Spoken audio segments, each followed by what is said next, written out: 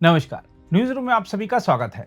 तृणमूल कांग्रेस द्वारा शासित पश्चिम बंगाल में भ्रष्टाचार चरम पर होने के आरोप तो लगते ही रहते हैं, साथ ही वहां से जिस प्रकार की हिंसा और अमानवीयता की खबरें आती हैं वह सभ्य समाज के माथे पर कलंक की तरह है।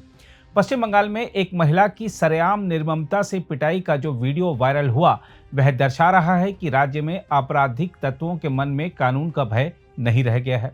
बताया जा रहा है कि आरोपी अपनी इंसाफ सभा लगाकर लोगों से ऐसे ही व्यवहार करता है। यह वीडियो आप देखेंगे तो ऐसा लगेगा कि शरिया अदालतें लगाकर अपना कानून चलाया जा रहा है। सवाल उठता है कि क्या अदालतें इस चिंताजनक स्थिति का स्वतः संज्ञान लेंगी। वैसे यह वीडियो वायरल होने पर जब देश भर में गुस्सा दिखने लगा तो पश्चिम बंगाल पुलिस ने आरोपियों के खिलाफ मामला दर्ज कर लिया। वीडियो में जो व्यक्ति अवैध संबंध के आरोप में एक जोड़े के साथ मारपीट करता दिख रहा है वह उत्तर दिनाजपुर जिले के चोपड़ा का एक स्थानीय तृणमूल नेता है, जहां अवैध अदालत यानी कंगारू कोर्ट के फैसले के बाद यह घटना हुई थी। ताजा खबर यह है कि आरोपी ताजमुल उर्फ जेसीबी को गिरफ्तार कर लिया गया है। इस बारे में बंगाल की इस्लामपुर पुलिस ने एक बयान में कहा है कि पीड़ित जोड़े को पुलिस सुरक्षा प्रदान की गई है, स्वतः संज्ञान लेते हुए मामला दर्ज किया गया है और जांच शुरू कर दी गई है। इस बीच यह मुद्दा राजनीतिक रूप से भी तूल पकड़ गया है। विपक्षी दल बीजेपी, कांग्रेस और सीपीएम ने इस घटना के लिए ममता बनर्जी सरकार की आलोचना की है। वहीं सत्तारूढ़ तृणमूल कांग्रेस ने कहा है कि मामले की जांच की जाएगी।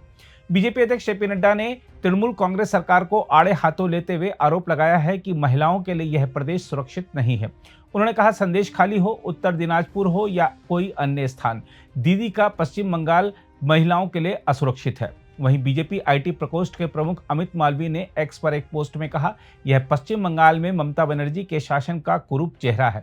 उन्होंने दावा किया कि पश्चिम बंगाल के हर गांव में एक संदेश खाली है और मुख्यमंत्री ममता बनर्जी महिलाओं के लिए अभिशाप हैं। अमित मालवीय ने पोस्ट में कहा, बंगाल में कानून व्यवस्था का नामो निशान नहीं है। क्या ममता बनर्जी इस राक्षस के खिलाफ कार्रवाई करेंगी या उसका बचाव करेंगी, जैसे उन्होंने शेख शाहजहां के लिए किया था।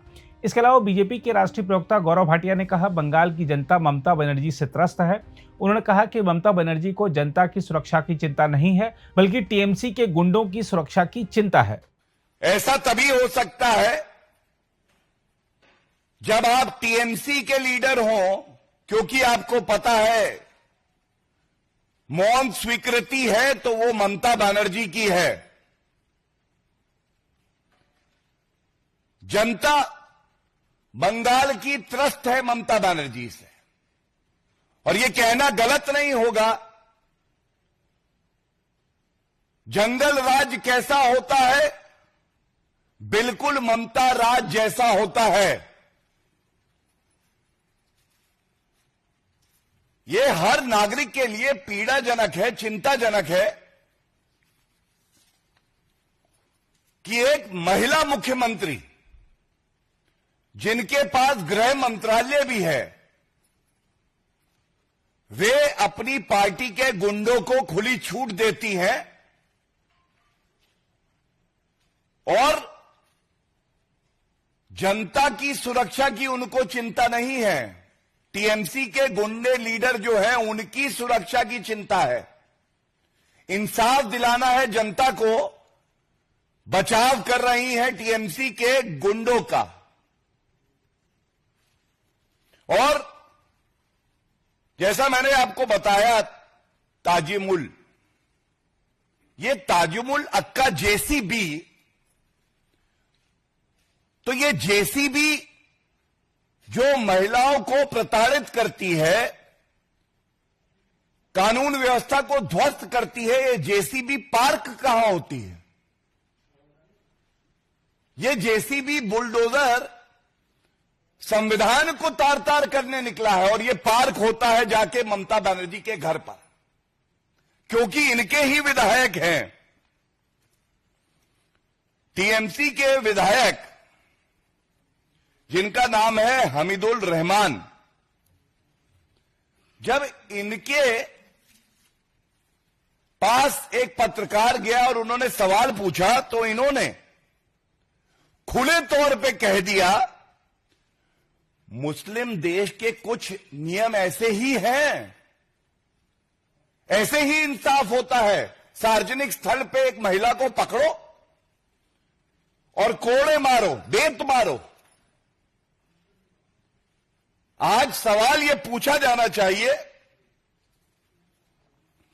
ममता बनर्जी जी, ये जेसीबी, ताजिमुल अक्का जेसीबी, ये आपके यहां पार्क्ड है। दूसरा सवाल यह है, ये आपके विधायक जो हैं हमीदुल रहमान, ये आप ही की सोच क्या आगे बढ़ा रहे हैं कि किसी भी महिला को पकड़कर सार्वजनिक स्थल पर कोड़े मारो, क्योंकि ऐसा मुस्लिम देशों के नियम के अनुसार हो रहा है। तीसरा, ममता बनर्जी, आप स्वयं एक महिला हैं, आपके पास गृह मंत्रालय है, और हम सब ने देखा संदेश खाली में भी आपने चुप्पी नहीं तोड़ी। संदेश खाली ने शाहजहां दिया और नॉर्थ दिनाजपुर ने औरंगजेब ताजिमुल दिया। वहीं सीपीएम के राज्य सचिव मोहम्मद सलीम ने एक्स पर एक पोस्ट में ममता बनर्जी सरकार पर हमला बोला। सलीम ने बाद में एक पोस्ट में एक वीडियो साझा किया जिसमें पुलिसकर्मी आरोपी के साथ इस्लामपुर पुलिस स्टेशन में घुसते दिखाई दे रहे हैं। उन्होंने दावा किया, हमेशा की तरह संतरी गार्ड सलामी देने ही वाला था। दूसरी ओर प्रदेश कांग्रेस अध्यक्ष अधीर रंजन चौधरी ने आरोप लगाया कि पश्चिम बंगाल में आम लोगों और तृणमूल के राजनीतिक विरोधियों पर हमले जारी हैं। उन्होंने कहा, किसी महिला को इस तरह से कैसे पीटा जा सकता है? किसी भी महिला पर हमला बर्बर और निंदनीय है। कांग्रेस नेता ने कहा, हिंसा की ऐसी घटनाएं पश्चिम बंगाल का नाम खराब कर रही हैं। वहीं तृणमूल के स्थानीय विधायक हमीदुर रहमान ने आरोपियों के साथ किसी भी तरह के संबंध से इनकार किया है और खुद को घटना से अलग किया है। उन्होंने कहा कि यह गांव का मामला है और पार्टी से इसका कोई संबंध नहीं है। वहीं तृणमूल के जिला अध्यक्ष कन्यालाल अग्रवाल ने इस घटना के लिए जोड़े के कथित अवैध संबंध को जिम्मेदार ठहराया और कहा कि यह गांव वालों को पसंद नहीं आया। उन्होंने कहा कि पार्टी इस मामले की जांच करेगी। इसके अलावा तृणमूल कांग्रेस के प्रवक्ता शांतनु सेन ने घटना की निंदा की, साथ ही कहा कि वाम मोर्चा शासन के दौरान भी इस तरह की अवैध अदालतें आम थी।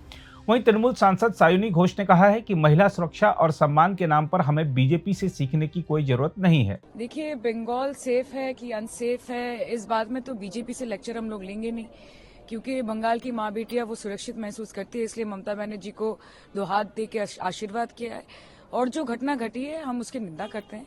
And action has been taken and will make sure that this does not repeat itself. वैसे तृणमूल कांग्रेस के नेता कुछ भी कहें, बंगाल में महिलाओं पर जमकर अत्याचार हो रहे हैं।